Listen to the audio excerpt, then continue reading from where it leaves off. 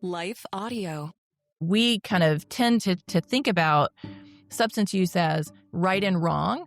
And if people are using, they don't understand right and wrong, or they don't care about right and wrong. And we have to enforce right and wrong to them, which I think is a complete misunderstanding of what's going on. So we end up trying to punish people out of something that they're engaging in because they're already in some other type of pain inside, which doesn't work. You can't traumatize people out of trauma. You can't punish people out of pain. It does not work, and it will never work to solve addiction.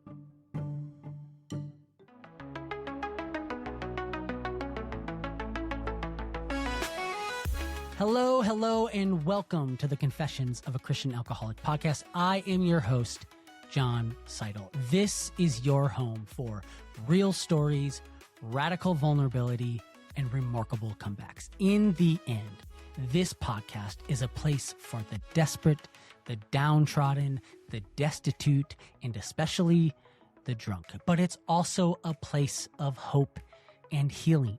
I know that firsthand because I'm the Christian who became an alcoholic, not the other way around. Today, I've found sobriety after decades of struggling. But more importantly than finding sobriety, I found Jesus. My prayer is that as I interview people just like you and just like me, along with professionals in the fields of trauma, faith, and addiction recovery, you will find the peace that is available to you through Christ on the other side of whatever you're going through and whatever addiction that might be. Because, let's face it, we're all addicted to something. So, welcome. Let's get radically vulnerable as we explore what it looks like to be on this journey of messy sanctification. You know, I really struggle with people who say, I don't have any regrets. I think I've said this before, but I really want to hone in on it here. People are like, yeah, I live life with no regrets, and I'm like, it is such bullcrap. Everyone has regrets. And I would say if you don't, maybe you're a psychopath. Quote me on that. Because if you have gone through life and not done anything you regret, then you have a very high view of yourself. You're maybe narcissistic because you don't think you're wrong. Now, I think when people say, I don't have any regrets, what they're, perhaps if I were to be gracious and generous and give them the benefit of the doubt, is that they're saying, I'm not living my life out of regret. Well, that's good. I don't think we should live our lives out of regret, right? Because that's really shame and we shouldn't do that. But to go through life and think, yeah, you know what? Everything just worked out the way it should be, and that's fine. I don't think that's healthy.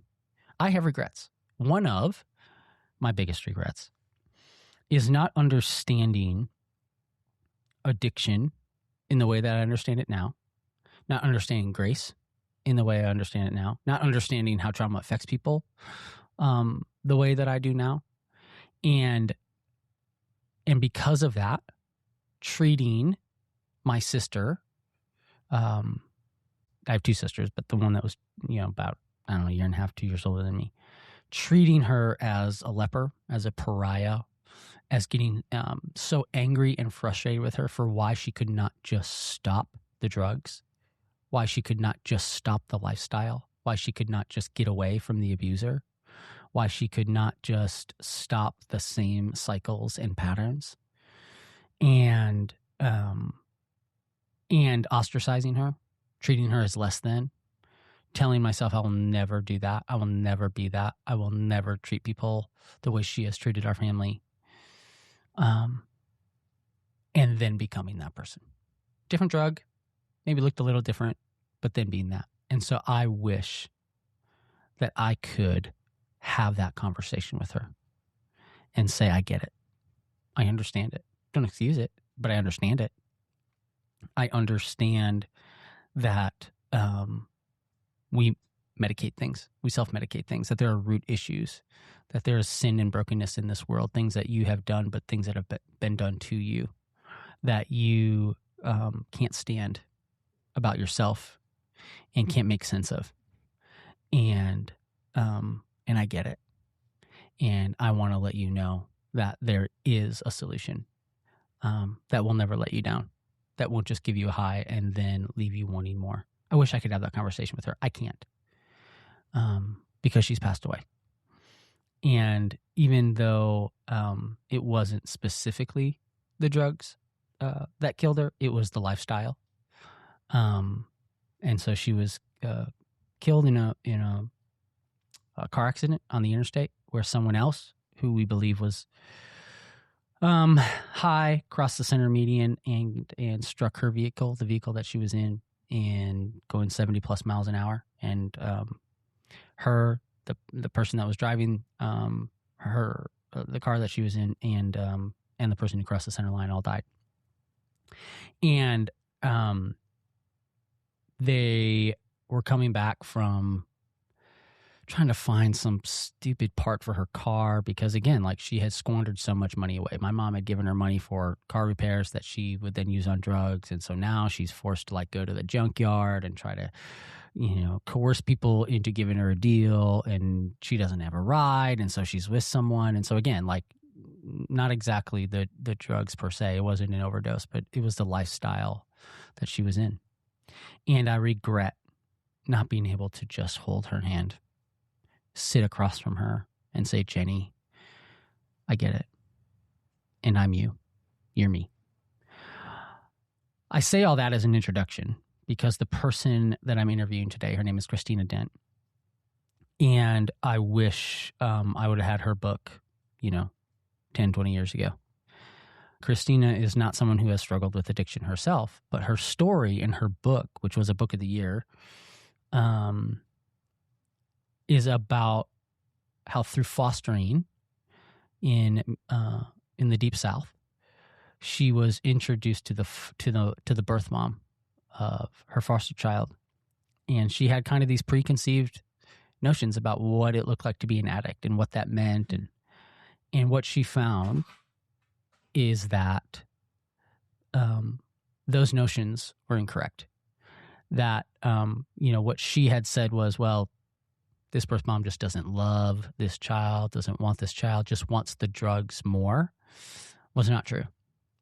That there were other things going on. And that with all of who this birth mom was, she wanted to stop and she couldn't. And so she wrote this book called Curious.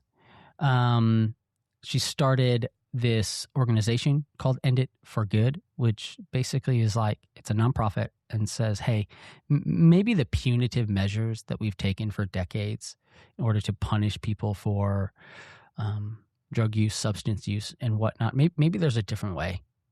Maybe, we're not really getting to the root of their issues by just punishing them, and that behavior modification isn't the route. And so as someone who believes in gospel-centered recovery, I'm all about that, right? Like, are there consequences for our actions? Yes. But in the end, my ultimate goal is not that someone would pay the price. My ultimate goal is that someone would meet Jesus and get to the underlying issues. Because as Christina has said, and as I have even found out since or over the last couple of weeks, like, you go to a prison and it's like the access that you have to drugs and substances and whatnot is like sometimes even just more accessible than when you were on the street. And so Christina is going to talk about her story. We're going to talk about some really important things. We're going to talk about some concepts. We're going to talk about that phrase, addiction is not a moral failure, And I've struggled with that phrase. And so we're going to talk about that. There's kind of a different thought that I have during this interview that I'd love to hear your thoughts on. So that's a lot, but I need to set it up because it's also a very deeply personal story. And so Christina Dent is someone who's become a really good friend. And I would love for you to just listen to this interview with open ears and an open heart. Without further ado, Christina Dent. Christina, thank you so much for joining the Confessions of a Christian Alcoholic podcast. I think I got sick last time. We had to reschedule, and it was like, oh man, because and I was bummed because I'm really looking forward to this conversation because I think it's something that I get asked about a lot, which is friends and family members who don't struggle but don't know what to do. And you literally wrote a book kind of about your experience of coming to understand addiction better and how we can, as a society and as a church do better. And so, the book is behind you, but I ran down to get my Kindle because I wanted to hold up the cover for those that are watching.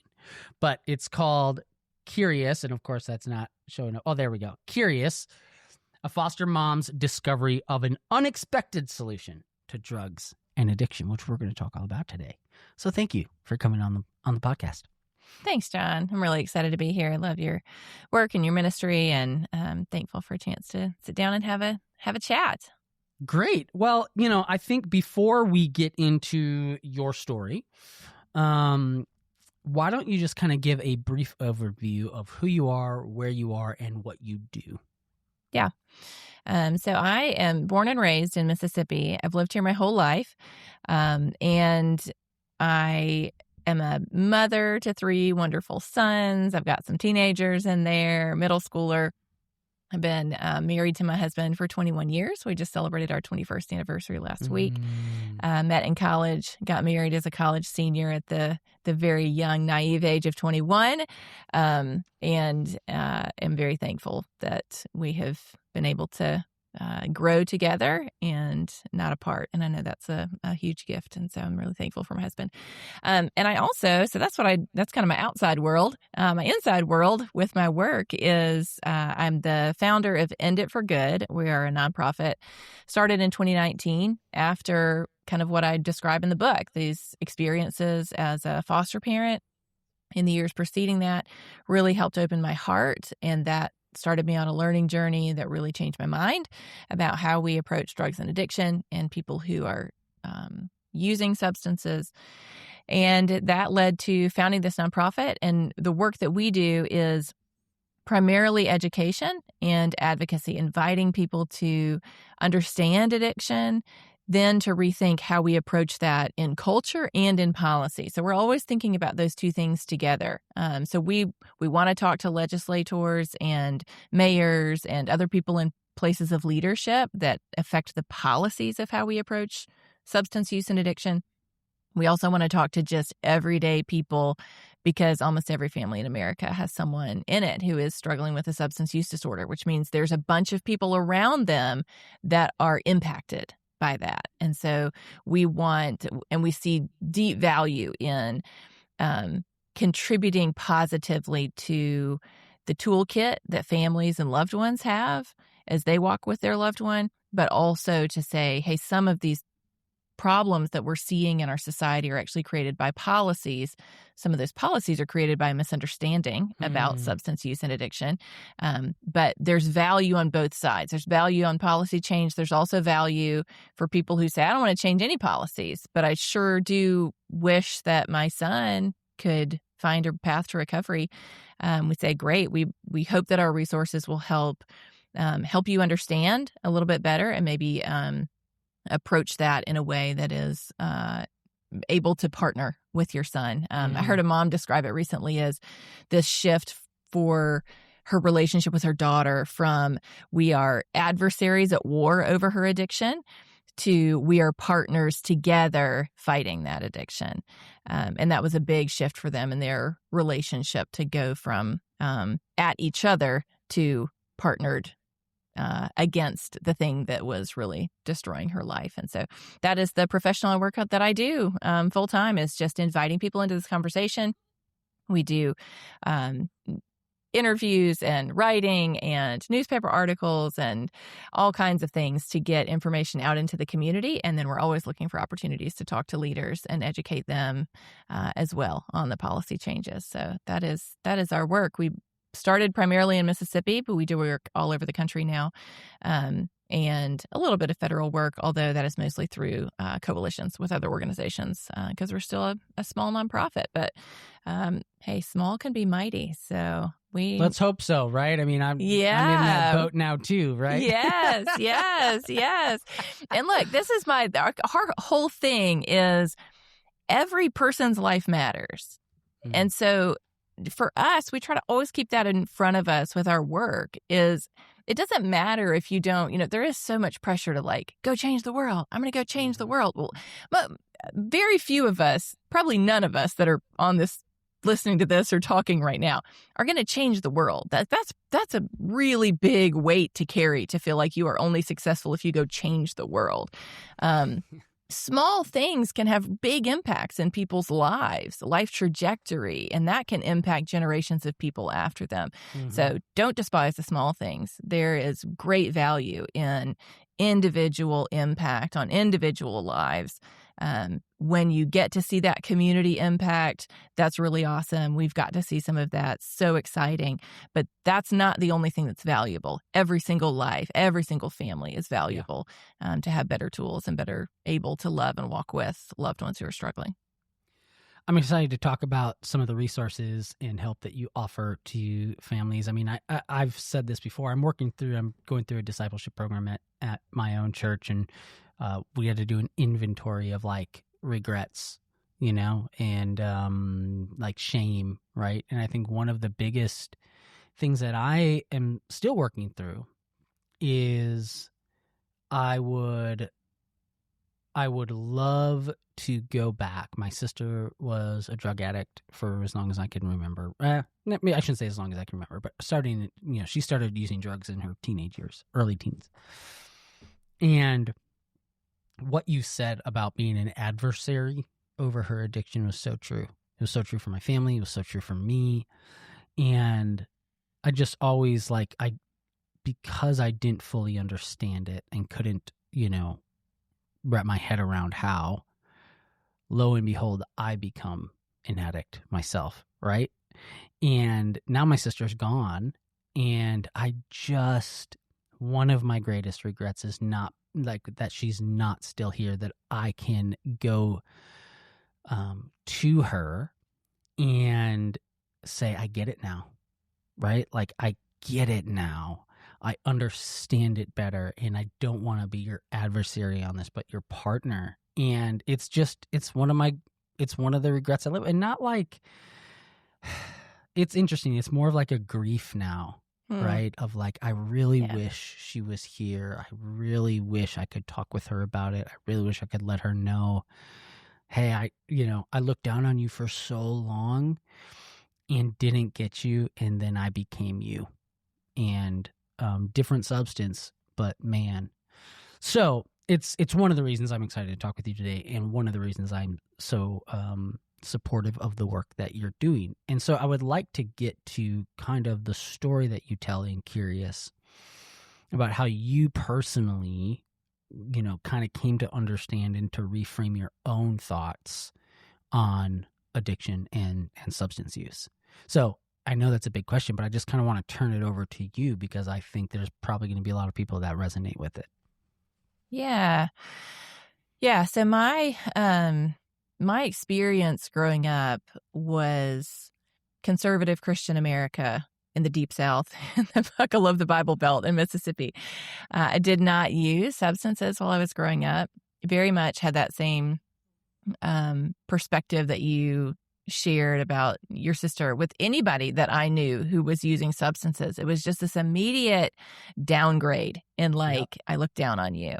Why are you making those decisions? Doesn't make any sense. That's dumb. And not only that's dumb, but our culture has, whether we recognize it or not, has painted addiction and substance use always as a character deficiency. And so you use substances, it's because your moral compass is not working. You struggle with addiction, it's because you have even more so degraded your character, your integrity. And there are very real harmful behaviors that can come with addiction. It can just destroy families, because addiction often leads to people acting against their own values. And what you hear so much, yes, if you listen to people who struggle with addiction, is not, I didn't even care. It was, I hated myself because I stole that money from my mom. I hated myself for that, but I felt like I would die if I didn't. I just had to get the next fix of whatever it was. Can I pause there, because I think that is the best unpacking, that last minute of and because I've struggled with this a little bit too. Because what you just said, a lot of people sum up by saying addiction is not a moral failure, right? Well, I've always struggled with that because I'm like, no, I was making bad choices, right? So like I was morally it's really making harmful stuff. Yeah, I was morally making bad choices. I was morally sinning, right? Like I was, so I've always kind of been like, well, it in some sense it is a moral failure, but I love the way that you unpacked it there, right? So when you're talking about morality and more, choices, is like, yes, but I'm making those against where my own moral compass is pointing me. And that was so true in my life. I'm leading a church small group. I'm on staff at a church. I love Jesus. I know Jesus. I profess Jesus. I want Jesus. And yet I'm making these decisions that are antithetical to what I know I believe and what you know what I'm saying? So I really want to point that out, because I think you're the first person, not shocking, that has really, I think, unpacked that well, and you did it in like 60 seconds. Thank you. We'll be right back after this. Well, it is hard-fought wisdom from people who have lived experience, who have shared that with me, of just listening to their stories. If you listen, I'm talking to people who are listening who don't have an experience of addiction themselves, to listen to how people describe themselves when they were in it, or if they are still in that time in their life of active addiction. It is deep shame, deep regret, deep feelings of the person that I want to be and am is different than the person who is doing the things that I'm doing. And I hate that gap. I hate myself for being in that gap. I hate the things I'm doing, which means for many people, I come to hate myself. I just loathe who I am. And by the way, what's the best way to get over those feelings? You just use more, right? Yeah, because that's your so coping it's mechanism. very much a perpetuating cycle of. It was hard to be present in my world to begin with, but now there's a snowball effect of more and more and more pain, and depending on the experiences that you have in your addiction, that can add significant new traumas and pain that are even harder to overcome without the numbing of substances. Thinking about, the vast majority of prostitution is related to people who are addicted to a substance and trying to get enough money to pay for the amount that they need to just not be sick from withdrawals. So you have people who are already struggling with whatever was the underlying cause, now engaging in something that is psychologically harmful. Many people I know have shared stories of the amount of abuse that they've experienced. Now, you and I would say that that very act is abusive to how God made us to be, to engage in prostitution. But even within that, there is a whole lot of rape that happens, lots of things that happen to people who are in a really vulnerable position. And now they've got even more on top of that they're trying to cope with. And so I think for people like me who don't have that lived experience, our first response is often just be like, well, just stop doing it. Like, if you don't like who you are when you're doing it, just stop, which is just so unhelpful. And so we need to ask ourselves, why don't they stop? What is it that keeps someone doing something for which they hate themselves for? Wow, that must be a pretty powerful pull that someone would say, I love my mother and I'm stealing money from her. What is going on there? That's the question we got to be asking. It's not, well, the drug is just the enemy. No, what is that drug doing for that person that they feel that desperate that they would do something that hurts one of the people that they love the most. What's going on there underneath? And that for me was the beginning of my learning journey. So that started with fostering, meeting the mother of one of our foster sons. And so I had taken, I was 30 by the time I met her. So I had taken all of this kind of evangelical America, even outside of evangelical America, just the way that people talk about substance use in the U.S. and all of that shame and blame and moral corruption, and which, by the way, is where we get the idea that people need to be punished. Because if it is a moral failing, if it's that they don't have a moral compass, they need punishment to teach them what's right. This is we kind of tend to think about substance use as right and wrong.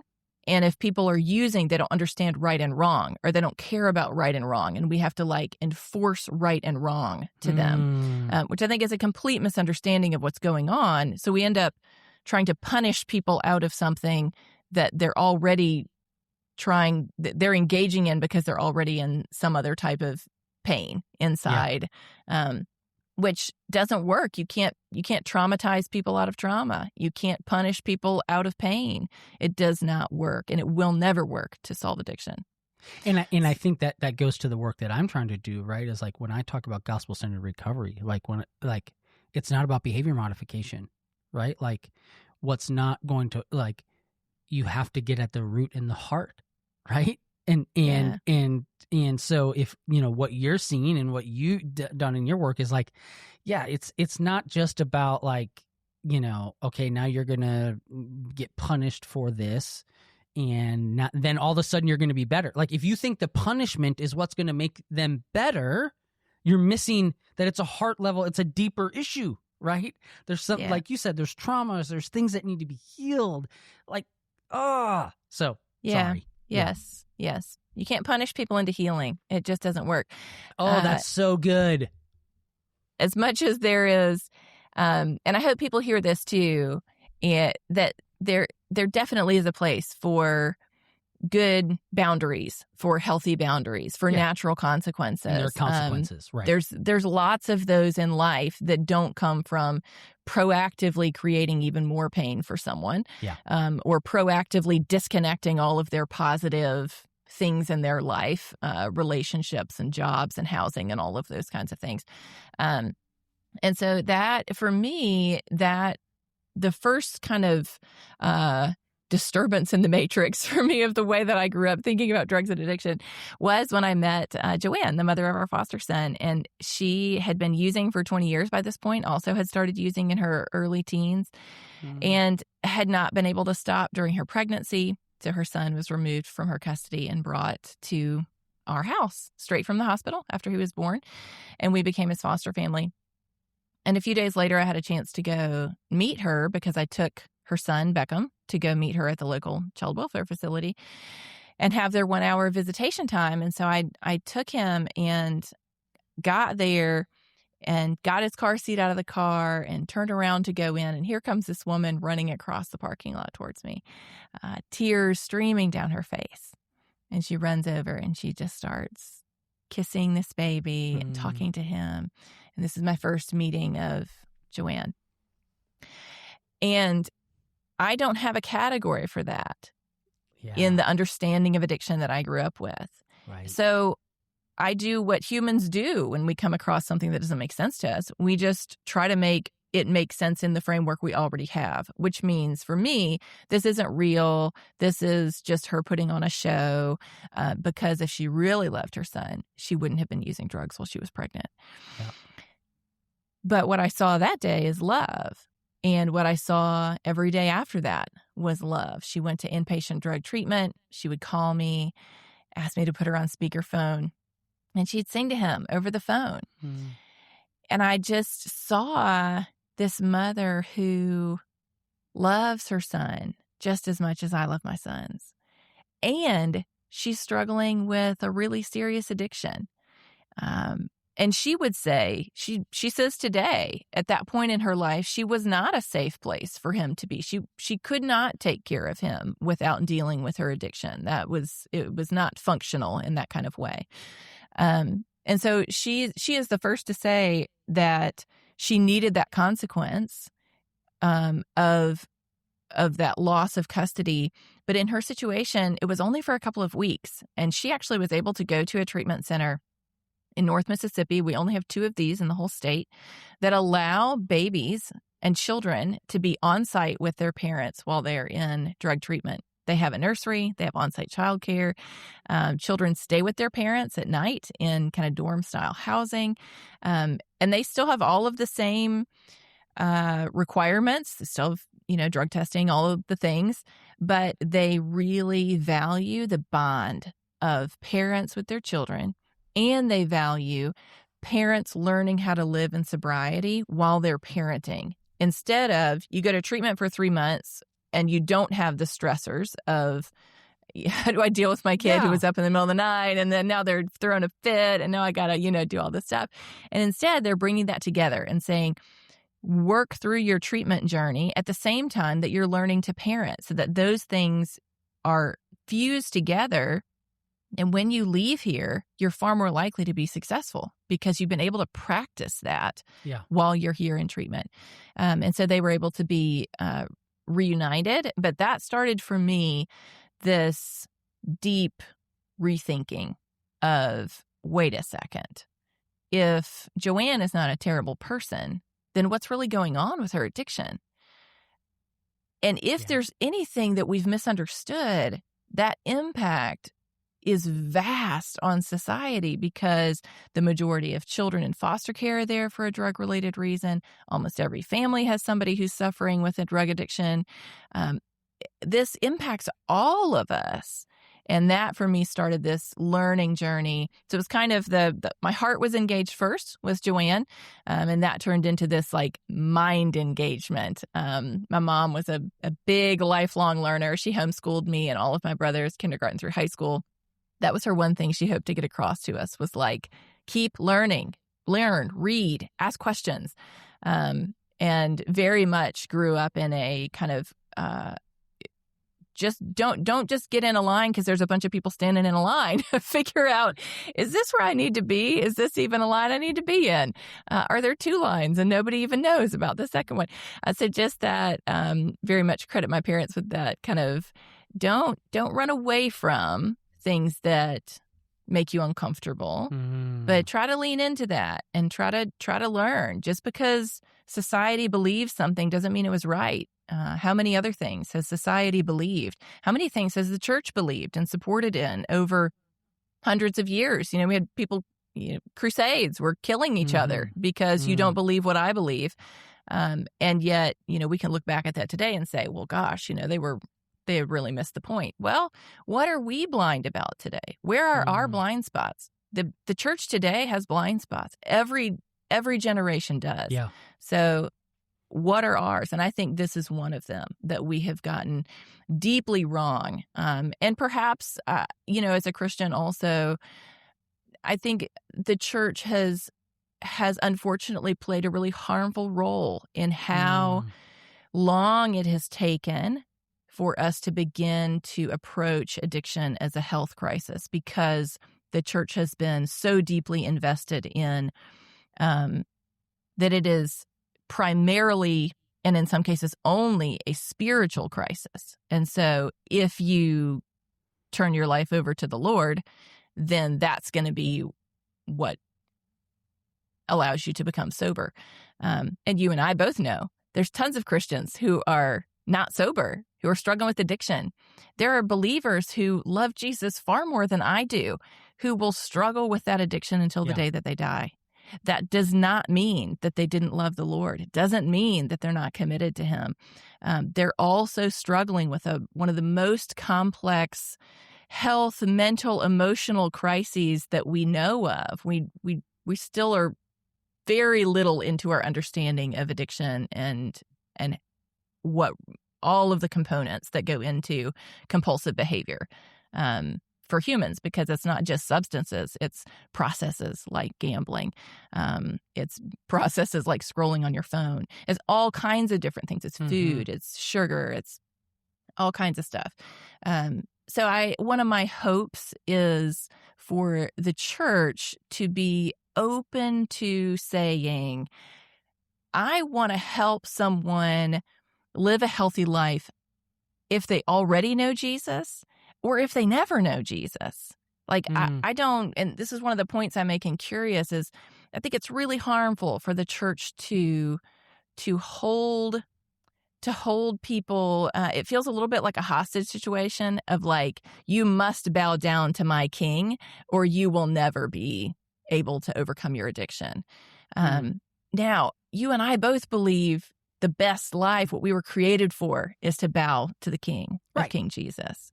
Right. But there are atheists who become sober. Right. There are people of many other faiths who find a path to sobriety. And I think one of the ways that we can love Jesus to other people is to help them to recognize that, yes, there are different needs that they have. One of those we would believe is a spiritual need. But I also want you to be healthy. I want you to be able to show up for your kids and your wife. I want you to be able to, or your husband or your family or, whatever it is. I want you to be able to work a job and to be able to have that fulfillment of being able to provide for yourself. And if you, I'm not gonna say that I only want that for you if you come to know Jesus. I want you to flourish in all ways. And I'm not going to say that it's a whole package or nothing. I think that's not a gospel witness to say, I'm only going to kind of engage with you on this, or I'm only going to be wanting to help you find help if it is the help through my religious commitments. And so that's really going to ruffle some feathers for some people. Certainly, the spiritual component for some people is the primary component. And so it could, I know there's a woman who came to one of the very first events that we did, and she actually went to my church. And, she said, look, I grew up in a home with an alcoholic father. He came to know Jesus and he never drank again. So that's what people need.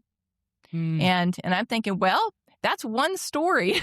Yeah. It sounds like for your dad, the primary driver of his addiction was a spiritual disconnection. And for some people, it is traumatic events from their childhood that they need therapy for. There's just so many different things that are going on in a person's life that would lead to compulsive behaviors. The spiritual component, we're embodied spiritual beings. So that's a component.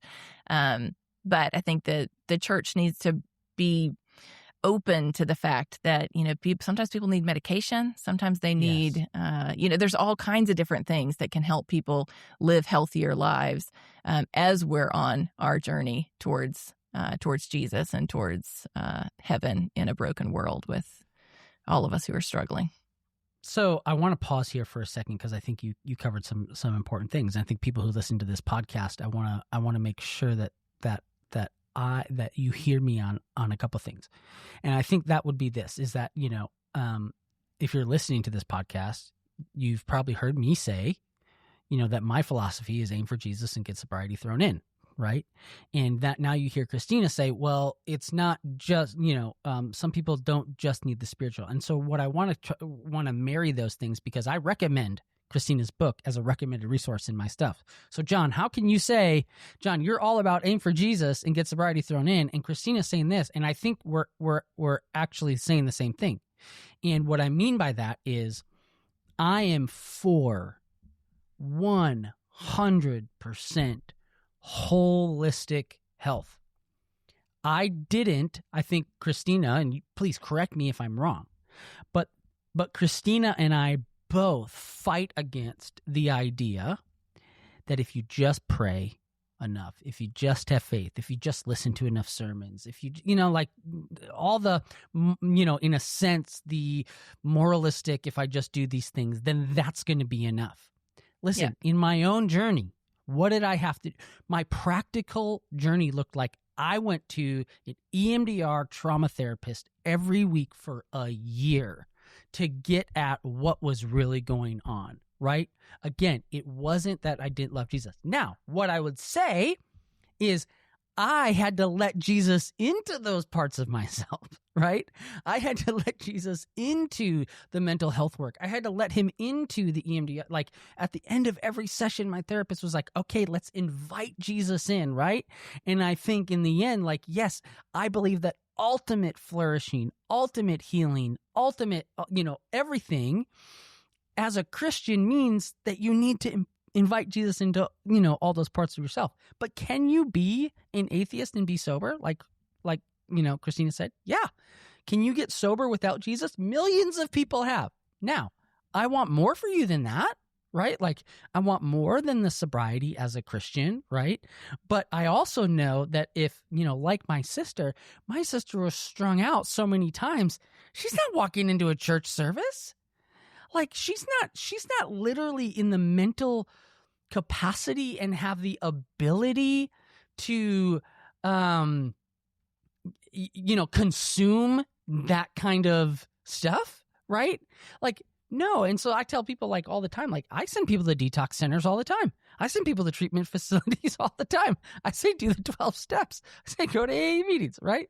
Like, because it's not just, hey, all you need is to pray more. All you need is this, right? There's a saying, I'm going to mess it up.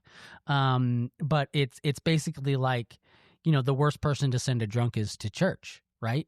And the idea is because for so long and in so many ways, the church has been like,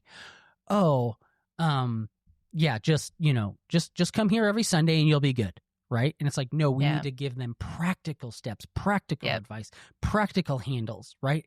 And so I just want to clarify for people that I think that the message of aim for Jesus and get sobriety thrown in is not antithetical to, hey, people still need handles. We still need to help people. It's not just about pray more, have faith more. Does that make sense? Yeah. Yeah.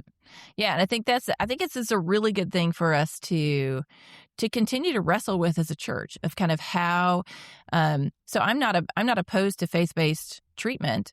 Right. There's good faith-based treatment and there's really terrible faith-based treatment. There's good secular treatment and there's really terrible secular treatment in terms of kind of what are people wanting? What did they, had a friend who does addiction treatment, and I asked him one time kind of what was the most effective medication for people who are on medications for substance use disorder. And he said, in my experience, the most effective one is the one they want to try because they're bought in. They're and so I think part of kind of a change in posture maybe that would be helpful for us is to listen a lot more to what people who are struggling actually want in their lives. Like and I think part of the outflow of this belief that this is just people who are badly behaved and they don't know right from wrong, or they don't care about right from wrong, is that we think, well, then we can't trust anything that they say. Like they're just people that need us to come in and fix them. Instead of beginning to listen to say, hey, what is it that you like, help them dream about their own life, about the things. I just got a text the other day from a woman who used a non-traditional pathway to recovery after I think she was in active addiction to heroin and other substances for about 17 years. And she just wrote her story and it was published publicly for the first time in a newspaper. I'm so proud of her. It was so brave. And she said, I used to think I was never good enough for anything, like that I just didn't matter, that I couldn't have an impact.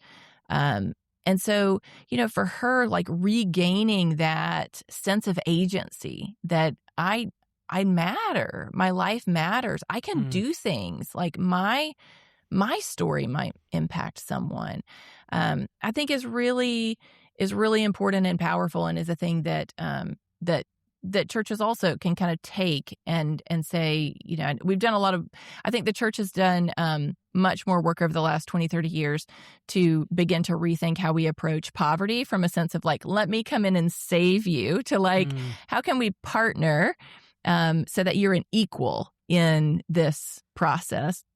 And I would hope to see that same shift happen with addiction, that we don't come at people who are struggling as, I've got all the answers and I'm here to fix you. But how can I partner on this journey with you so that you can regain a vision and dream for your life of flourishing, and that I can celebrate each step of the way with you. And I'm not withholding my relationship. I'm not withholding my encouragement of you until your life looks awesome and you're completely sober and you're working full time and you've got everything going for you again. I think that kind of, that thinking of it as how can I be a good companion on the journey for people who are struggling. There's a lot of people who don't have a companion for that journey. And sometimes that's because the destruction of their addiction has done so much damage to the relationships around them that it really is someone else outside of that family structure that can be that companion in the most helpful way. I know that was true for Joanne. It wasn't that she had no family. It was after 20 years of addiction, there was so much damage done there to all of those relationships, so much mistrust, so much that it took a while for them to be able to kind of begin to rebuild those relationships. Whereas for us, I didn't have any history with her. And so I could come in, and I've only ever known Joanne in sobriety. I've never known her for those 20 years prior to that. And so it was much easier for me to come in and be, as conflicted as I felt until I really was able to kind of shift over to that, like, she's a mom like me, much easier for me to be a cheerleader and to just, continue to encourage and continue to, and there was no baggage there. And that is a great role, I think, that believers, that churches can play as people, if they come into our doors or if we meet them in other places, that we can come in and provide some of that where maybe those relationships have been deeply wounded, or there's so much mistrust there that it's just really difficult for family to kind of come along and be that help for people. Because it is really, incredible that meeting Joanne changed me. It's continued to change me. That was 10 years ago that we first met now. And I am so thankful for her vulnerability. She is the one that let me in to see who she really is. She's the one that let me see the mother who loves her son. She's the one who risked that vulnerability to sing to her son over the phone. She's the one who asked me every 10,000 questions about every little thing her son was doing. It wasn't me that came in and was like, I'm going to open myself up to this learning process. I didn't have any interest in changing the way that I thought. And I'm so thankful that the Lord sent me Joanne, and that Joanne was so courageous and brave to let me in and to share who she is. And I think that's part of what is beautiful about your work, is that letting people in and letting them see that hard journey and see the person that is behind what most people stop at, which is the addiction. And to instead say the addiction is not who you are. This is not your identity. Yes. You are a person first, and you are loved by God. And, I have a friend who has worked for a long time in recovery. It's like a recovery community in Chicago. And he said, our philosophy is we want to help people run towards the light. If we focus on the darkness, they don't tend to ever be able to get out of it. We want to help them look towards the light, focus on the light. What's the thing you want to build? How can we partner with you in that? And that is where they really see this momentum towards moving towards that. And everybody, all of us, addiction or no addiction, all of us need companions for the journey of running towards the light. That running towards the light, it reminds me, one of my top resources that I recommend, and I think it, in a sense, gives what I call is maybe the foundational principle, if you will, of gospel-centered recovery, is an old sermon by a guy named Thomas Chalmers from the late 1700s, early 1800s, and it's called The Expulsive Power of a New Affection. And the idea is that, you can't just focus on not doing something. You have to have a new affection. And you and I, Christina, know that the best new affection you could have is Jesus, right? And so that's what I call, in a sense, gospel-centered recovery. But it was one of the things that my sister just could never. I'm not saying she couldn't grasp it. I think she knew it, but lacked the resources and ability to what does that mean on a practical level to now run towards that, right? And the church was just telling her, well, just stop, right? And the message that I'm hoping is, no, if you want that expulsive power of a new affection, here's how you get that new affection, right? And again, where it's not just pray more, have more faith, pray it away, that kind of thing. And I think what you're talking about is just encapsulated in that little mini sermon, right? It's like, if you want to get rid of the darkness, run towards the light, right?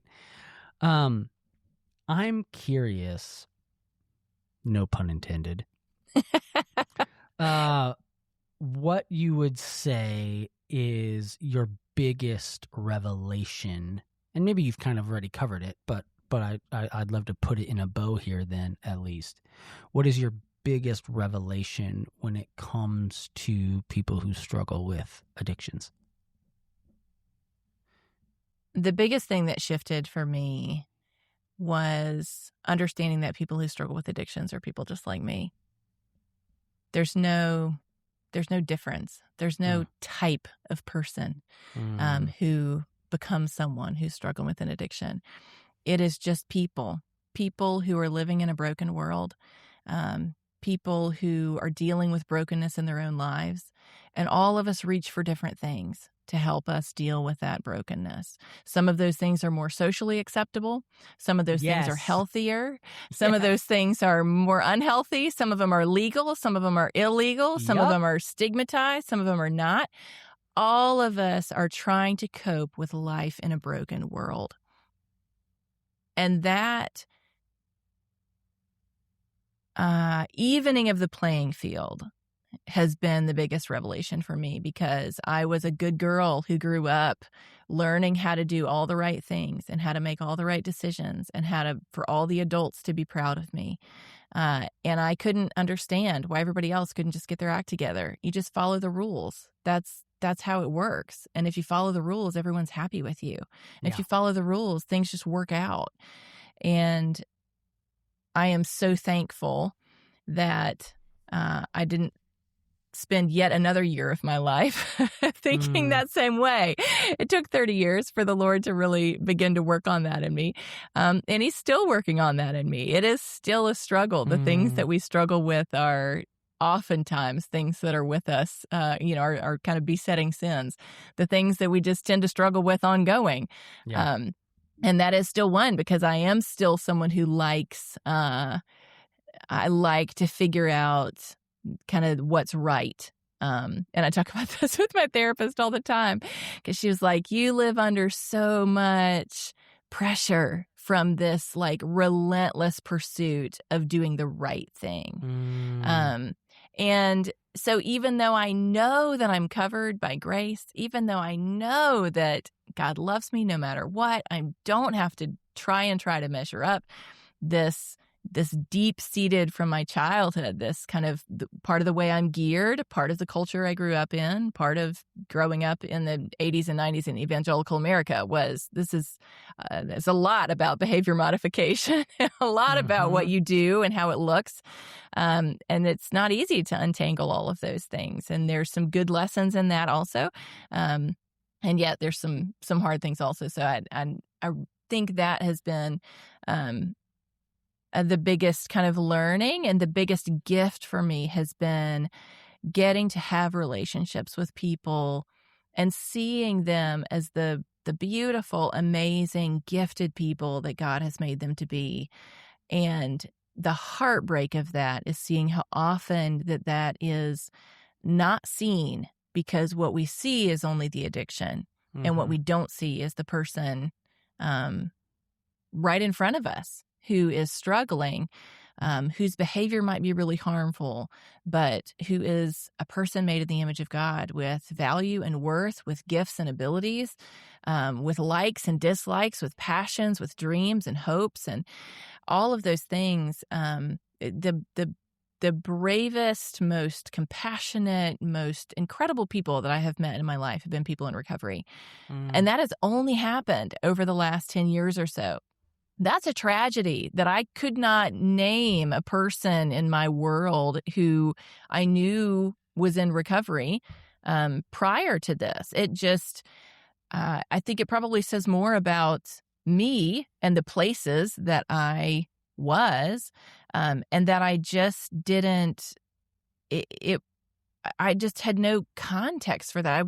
I was not, maybe people like me who like to behave and do things the right way, we kind of are drawn to other people who are also driven by performance. And so that, or people are hiding their addictions. I remember reading in a book that the average amount of time that a family has a loved one struggling with an addiction before they tell anyone else about it is 7 years. So you got families that are trying to understand, trying to help a loved one, and privately this firestorm is happening in their life. Publicly, nobody knows. Say that stat again. And say that one more time, because I think it's important. 7 years. So the average length of time that a family has a loved one struggling with an addiction before that family ever shares that with anyone outside for support and relationship and help is 7 years. And I asked a friend of mine who does work with family members. She teaches a particular kind of communication tool called Craft, if people are interested in it, that teaches families how to communicate with their loved one in a way that is more likely that their loved one will reach out for help. And it also keeps the family healthy, but it maintains that relationship there, where some of the tools that we've had in the past have really focused on kind of separating yourself from the person who is struggling. Craft teaches how to have healthy boundaries, but also how to maintain that relationship in a way that is positive and helpful to them. And I asked her, I said, how long before a person comes into your program, how long have they typically been walking with a loved one before they're like, okay, I'm willing to come and learn some new tools of how to engage? And she said, usually it's about 10 years before they've been walking with a loved one for about 10 years. And she said it is just so common for families. They try to keep it quiet, and and there's many reasons that are understandable for that. But they're hoping that it goes away. And so they hope and they do treatment, and there's relapse, and maybe they do another treatment, and then they're just trying year after year after year. And then, so it's interesting as you think about this timeline. Okay, about year 7, they finally are like, I'm dying. I have to tell someone. I have got to find somebody that can help kind of walk with me. And then about year 10 is when families are willing to kind of give up on that, the dream that a lot of, I think a lot of us hope is true, which is like, oh, I just need to send them treatment and then that will take care of it. Very few people maintain recovery who go to treatment, inpatient treatment, outpatient treatment, AA.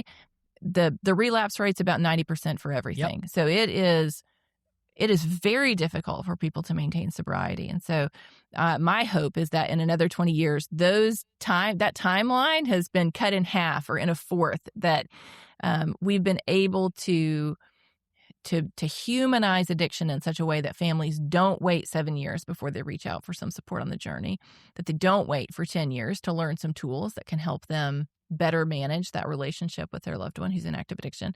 And I think that's, again, an opportunity for the church. The church is a perfect opportunity for a group of people that can offer community, support, help, people to walk with you on the journey. We don't always do that very well, but we can grow in that. It's okay to say, you know what, we've gotten it wrong.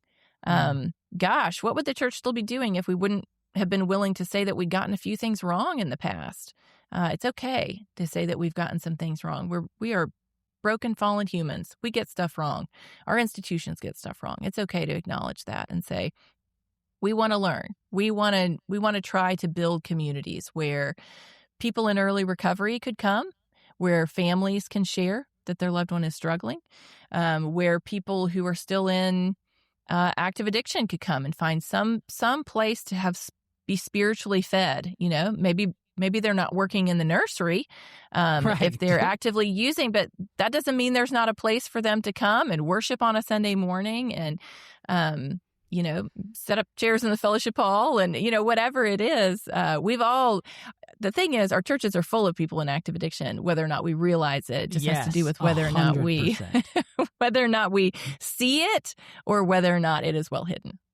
And that's why, I think part of what I am so passionate about, right, and I'm partnering with another nonprofit on some of this work, is to create gospel-centered recovery programs at churches that do that, right? That hey, listen, we're not going to outsource.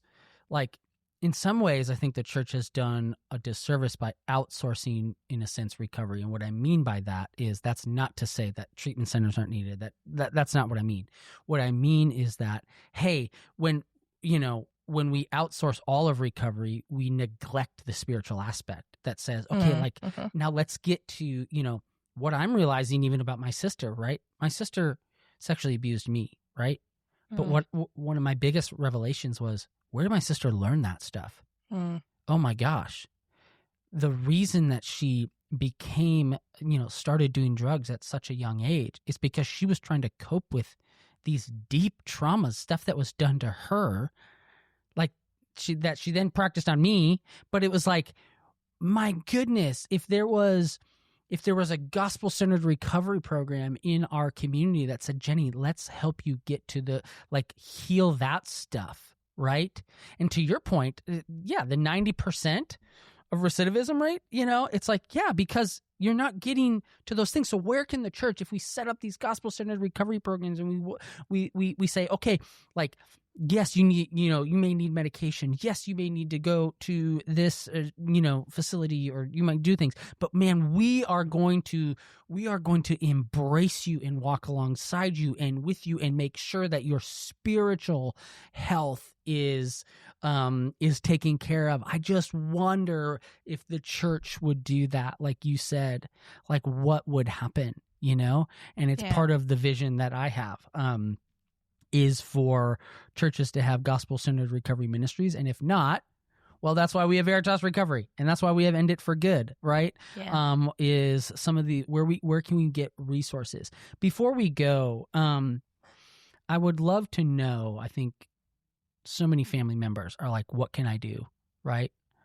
What can I do? Maybe they're in that year 9, whatever year they're in, where they just feel like I just can't do it anymore. I don't know how to support this person. I don't know what to do.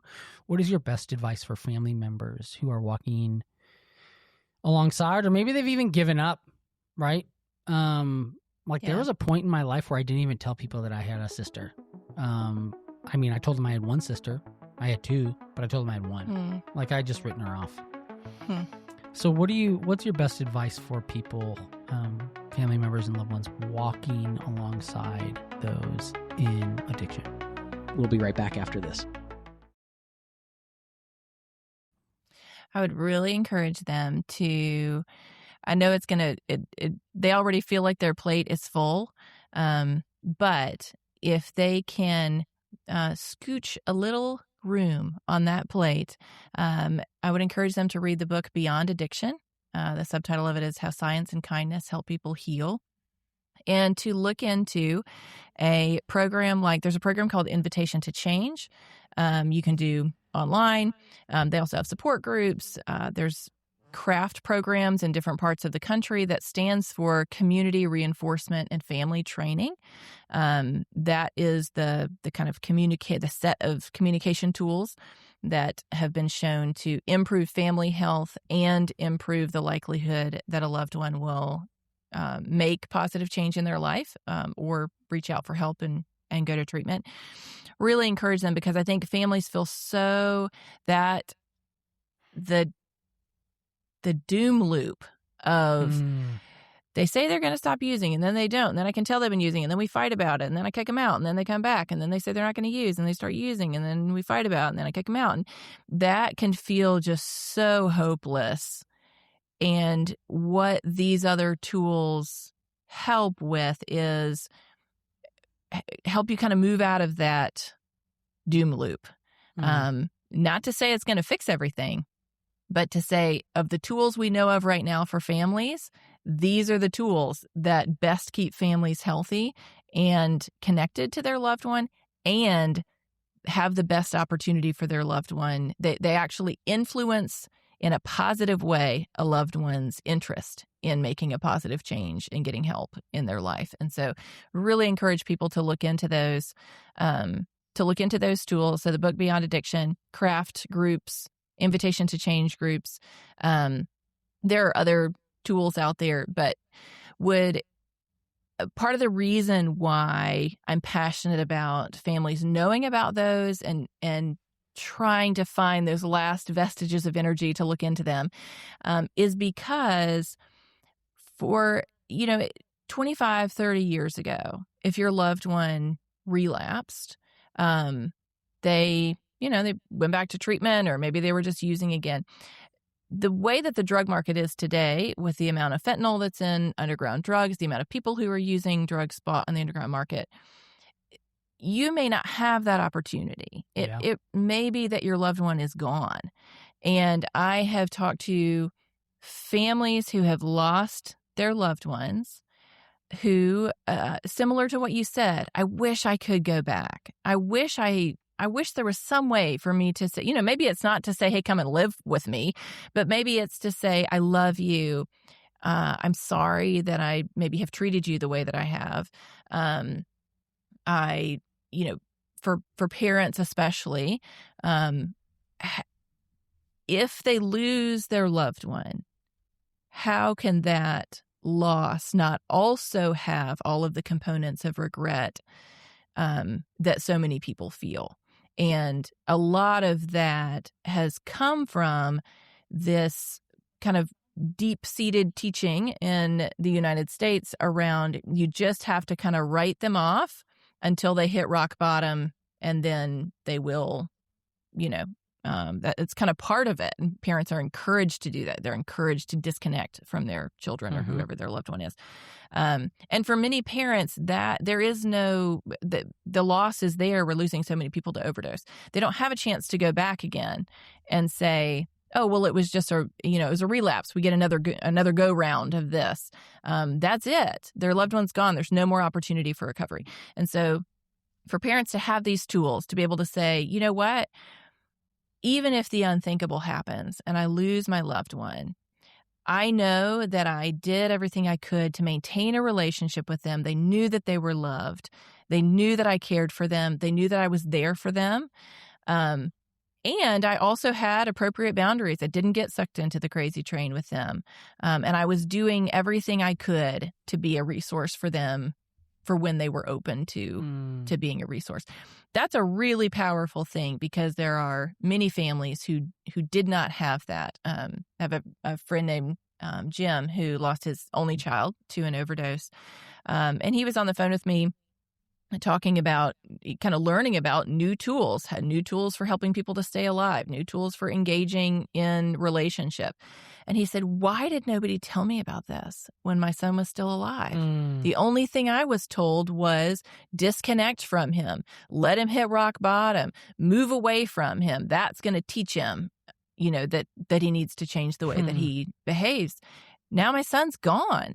And I don't have an opportunity then. And I'm left with holding this, what I wanted him most to know was I love him and I'm there for him, even if I can't be present for a lot of the things that he's doing. So I think it's not just that it's effective, it's that families really are losing their last chance with a loved one because of the toxicity of the drug supply.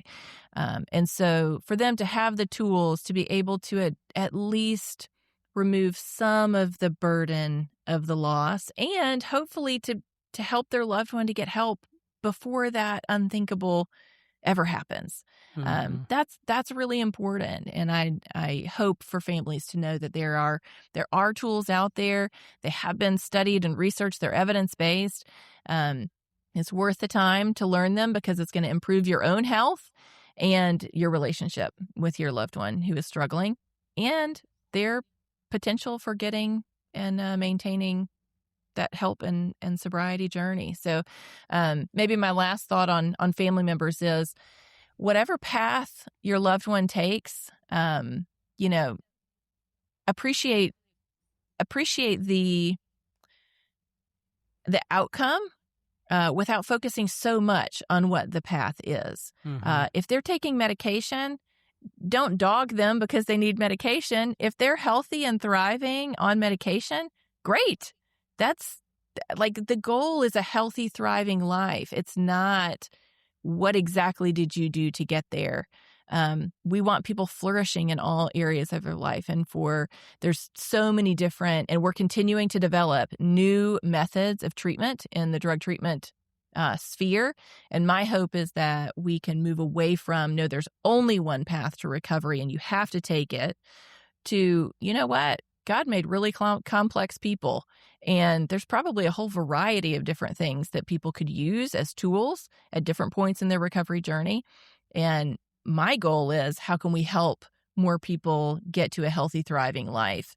And whichever tools they need to use on that journey, hey, that's okay. That's the journey that works for the complex makeup of who they are, their biology, as well as who they are in their spirit, their life experiences, and all of those things. So kind of taking our foot off of the control button of exactly what are they doing, and saying instead, hey, how can I gain some tools so I can help them find a pathway to recovery that works for them and support them on whatever path that is.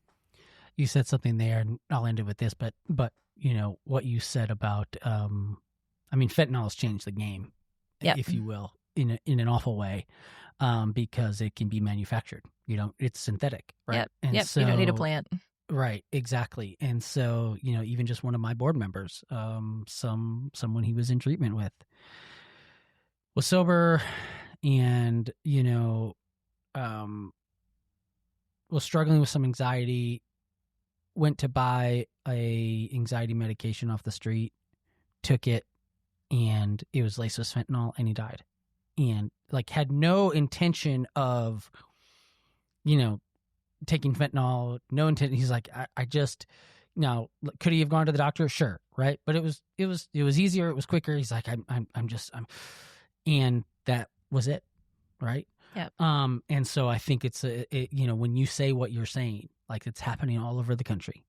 And, we talk about the fentanyl crisis, and it's true. It's being put in everything because it makes stuff more addictive. It's, it's cheaper, it's easier. So you're right. You're exactly right about that. If people want to go and find some of the resources that you've talked about, some of the resources that you offer through End It for Good, where can they go and get the book as well? Yeah, so the book is called Curious. You can get it for $10 on Amazon. And the majority of the proceeds of sales of the book go right back to End It for Good. So if you want to support the organization, you can buy a copy of the book. That's an easy way to do it. And it's an easy read. It'll just take you a couple hours. It's written like a memoir. And that was my intention, that you just felt like you were reading a story and you were learning along the way. So you can get that on Amazon. You can also get it on our website at indifferent.com. And we also have some other resources on the website also. So you can just head on over there. We're on social media also, End It for Good. And we'd love to connect with you. And my email is on our website. So I would love to hear from you. I'd love to hear your story. I'd love to hear your questions. I don't have an assistant who manages my inbox. I get on my own emails. So I'd love to hear from people and have that conversation. Or if you have questions or want more resources or ideas, happy to engage and talk about that, because the thing we want most is for people not to be alone. That's not just people struggling with addiction. We don't want them to be alone. We also don't want loved ones to be alone, because all of us thrive. We're meant for community, no matter what we're struggling with. And so in any ways that we can help provide that, we're here for it. And the book was either Book of the Year or finalist for Book of the Year, right? It was Book of the Year for Christianity Today for their Politics and Public Life category, which is huge, huge honor. So appreciative of their recognition.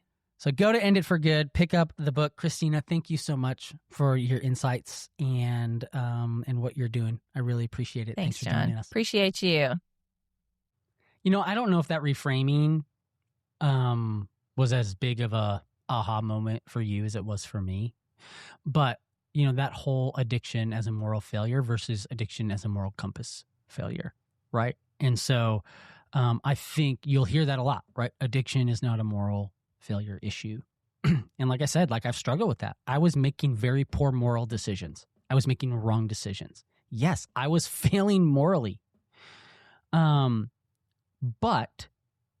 maybe we should say addiction is not a moral compass failure.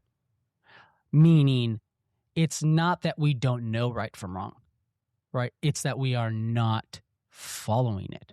We are not following what we know to be true. And that, my friends, is where the gospel comes in, right? It's we can know right and wrong. We can know what we want to do and still not do it. We can know what we don't want to do and still do it, right? Addiction is a moral failure, right? It is making those decisions. But to say that people who struggle with addiction don't know what's right or wrong, well, yeah, then it's not a moral compass failure. I don't know. I'd love to hear your thoughts about that. That really continues to stick with me. Christina, I am so grateful for the work that she's doing. She is doing it and approaching it in secular society, right? So they do a lot of work in politics, in trying to get legislation changed and passed. And so, man, I would love to see gospel-centered recovery in the prison system. In fact, I've been talking to some people about what that looks like. How can we do that, right? Because here you have people who have been told, okay, you don't know how to stop doing what you're doing, so we're going to force you to stop doing what you're doing. And that's the answer, right? And yet now, why is the recidivism rate so high when people get out? I was at a treatment center last week, and I can't tell you, as I'm sitting there talking to some of these people, they're like, yep, spent 6 months in jail, spent 9 months in jail, spent a year and a half in jail, and literally within 3 days, I was using again. Because the whole, the stopping wasn't the point. It can't be the point. It can't be the goal. There has to be some deeper work done. And I know that the deepest work is at the heart level and at the sin level and at the brokenness level. And so I'm increasingly being drawn to what does it look like to help people who are in an environment that is really all about behavior modification. How do I help them get to the root? So be praying for me for that.